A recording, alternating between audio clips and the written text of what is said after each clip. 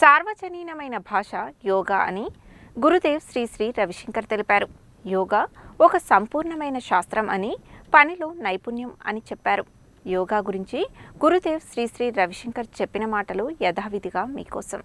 కొంతమంది వ్యక్తులు యోగాను కేవలం సాధారణంగా నేర్చుకునే విషయాలలో ఒకటిగా భావిస్తూ ఉంటారు. కొత్తగా పుట్టిన శిశువు సహజంగానే యోగి. తాను పుట్టినది జపాన్లో సందడిగా ఉండే ఓ నగరంలో కావచ్చు, ఆఫ్రికాలోని ఓ నిశ్శబ్ద గ్రామం కావచ్చు, లేదు మధ్య భారతంలోని ఒక గ్రామీణ ప్రాంతం కావచ్చు. ఆ ప్రదేశాలకు, కాలాలకు, సమూహాలకు అతీతంగా ఒక క్రొత్తగా జన్మించిన శిశువు సహజంగానే యోగి.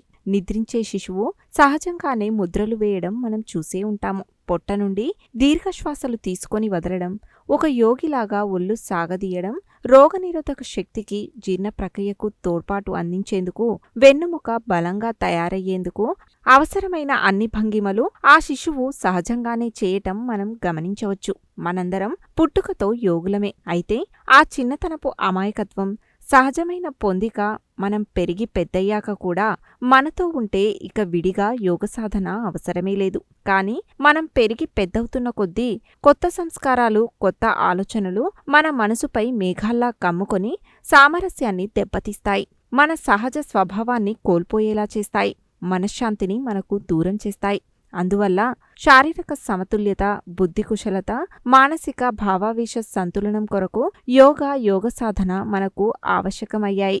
మీరొక వ్యవసాయదారుడు కావచ్చు, ఓ విద్యార్థి కావచ్చు, ఒక గృహిణి కావచ్చు, లేదా ఓ పెద్ద కంపెనీకి యజమాని అయ్యుండొచ్చు. ఏ బాధ్యతలో మీరున్నా మనసులో స్పష్టత, శరీరంలో శక్తి, హృదయంలో చక్కటి ప్రశాంతతను కలిగి ఉండాలి. యోగా అనేది జీవితంలో ఏదో పొందాలనే ఉద్దేశంతో చేసేది కాదు. పరిస్థితుల ప్రభావానికి లోబడకుండా మనం చేసిన లేదా చేసే పనులకు లభించే ఫలితాలపై ఆశపడకుండా జీవితాన్ని పరిపూర్ణంగా ఆస్వాదించే నైపుణ్యాన్ని మనకు ప్రసాదించేదే యోగా. పతంజలి మహర్షి ఓ అసాధారణ ప్రజ్ఞాశాలి, ఓ శాస్త్రవేత్త, వ్యాకరణకర్త, మనస్తత్వవేత్త, దీర్ఘదర్శి. అద్భుతమైన ఈ అంతరంగిక యోగా శాస్త్రాన్ని కొన్ని వేల సంవత్సరాల క్రితమే క్రోడీకరించారు.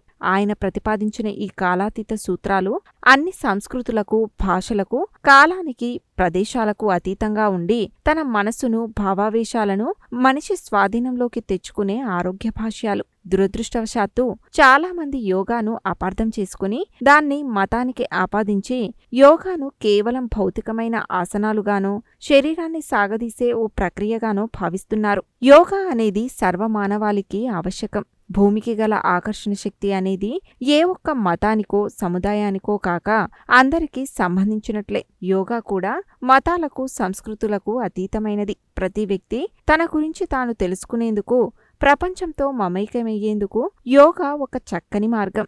మానవ శరీరంలోని వివిధ రసాయనిక ప్రక్రియలను అనుసంధానం చేసి భౌతిక, మానసిక, ఆధ్యాత్మిక భావావేశాలను సమతుల్యం చేసేదే యోగా. బెంగుళూరు మానసిక ఆరోగ్య సంరక్షణ న్యూరోసైన్స్ పరిశోధనా సంస్థ వారు చేసిన పరిశోధనల ప్రకారం మానసిక రుగ్మతలను, నరాల బలహీనత తదితర వ్యాధులను నయం చేయడంలో యోగా కీలక పాత్ర పోషిస్తుంది. Sri Sri institute for advanced research పరిశోధనల ఫలితాలు కూడా శారీరక, మానసిక ఆరోగ్యాల గణనీయ అభివృద్ధికి యోగా ఉపయోగపడిందని తెలియజెప్పాయి. అలాగే రోగనిరోధక శక్తి పెరిగేందుకు, ఒత్తిడిని పెంచే కార్టిసాల్ను తగ్గించేందుకు, వయసు పెరుగుదలను మందగింపజేసే ఎంజైములను విడుదల చేసేందుకు, నాడీ వ్యవస్థ సరైన తీరులో పనిచేసేందుకు, ఆనందాన్ని పెంచే డోపమైన్ ఉత్పత్తి గణనీయంగా పెంచేందుకు, మెదడులోని గ్రేమేటర్ను పెంపొందించేందుకు, నిద్రలేమి, కుంగుబాటుల నుండి బయటపడేందుకు యోగా దోహదం చేస్తుంది అని నిరూపించబడింది. వీటన్నింటికన్నా మనం మనసును వర్తమానంలోకి తీసుకువచ్చి నకారాత్మక భావనలను తొలగించి గాఢమైన విశ్రాంతిని, మనశ్శాంతిని పెంచి ఆనంద పారవశ్యానికి యోగా బాటలు వేస్తుంది. మీ కారులో ఇంధనం నింపాలంటే ఎక్కడో ఒకచోట కారును ఆపవలసిందే. ఇంధనం నింపకుండా, మరమ్మతులు లేకుండా కారుని నిరంతరం నడపడం అసాధ్యం.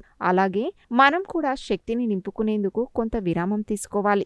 ఎన్ని గంటలు యోగా సాధన చేశారు అనేదానికన్నా ఎంత గుణాత్మకంగా, ఉత్సాహంగా వర్తమానంలో ఉంటూ శక్తియుతంగా సాధన చేశారు అనేది ముఖ్యం. ప్రకృతితో మమేకం కావడం, చిన్న చిన్న విషయాలకు కూడా ఆనందించడం, అంటే తోట పనిలో నిమగ్నం కావడం, కూని రాగాలను సైతం ఆస్వాదించడం, వివిధ రకాల, వివిధ రంగుల పుష్పాలను చూసి తన్మయత్వం చెందడం, ఇవన్నీ మన ఆత్మానందాన్ని పెంపొందింపజేసి మన వ్యవస్థను బలోపేతం చేసేవే.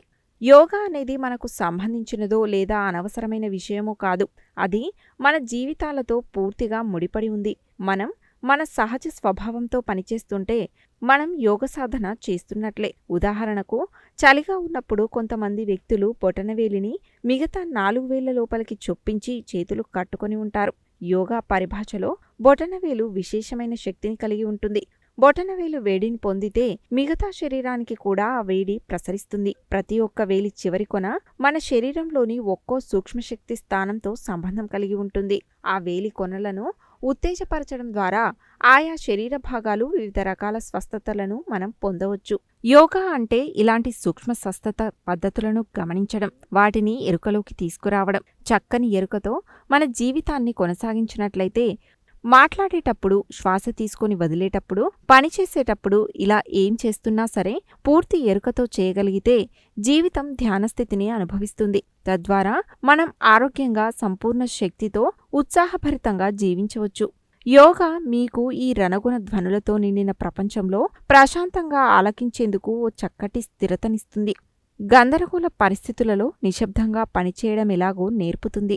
భయాందోళనలతో నిండి ఉన్న ప్రపంచంలో మీతో నిలిచి మీరు ఒంటరివారు కాదని గుర్తు చేస్తుంది.